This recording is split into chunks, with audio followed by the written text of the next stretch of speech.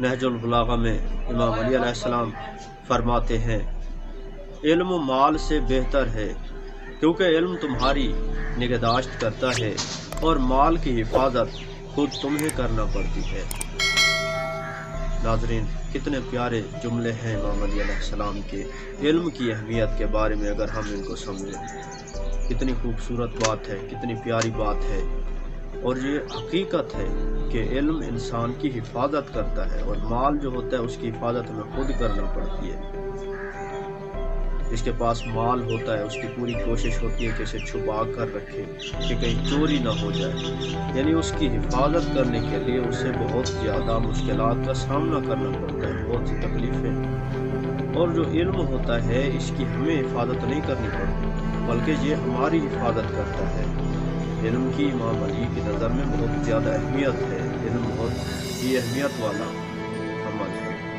امام علی علیہ السلام علم سے پیار کرتے تھے، عمل سے پیار کرتے تھے، تو ہمیں بھی علم سے پیار ہونا چاہیے، عمل سے پیار ہونا چاہیے۔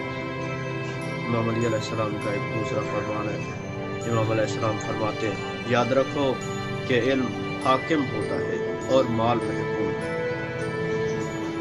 جی ناظرین، یہ فرمان بھی آپ نے سنا، اس میں واضح نظر آ رہا ہے کہ دولت فنا ہوتی ہے، لیکن علم کی جو بادشاہت ہے، علم کی جو حکومت ہے، اس کو کوئی زوال نہیں ہے۔ علم ایسا حاکم ہے جو دولت پہ بھی حکمرانی کر سکتا ہے، کیونکہ دولت کے پاس صلاحیت نہیں ہوتی، جبکہ علم نام ہی صلاحیت ہے۔ ہمیں چاہیے کہ ہم علم حاصل کریں۔ اگر ہم علم سے دور رہیں گے تو ہماری زندگی ذلت اور گمراہی کا گھر بن جائے گی۔ اگر ہم علم حاصل کریں گے تو ہم ہدایت کی روشنی میں جائیں گے اور ہماری زندگی بہت ہی خوبصورت ہوگی۔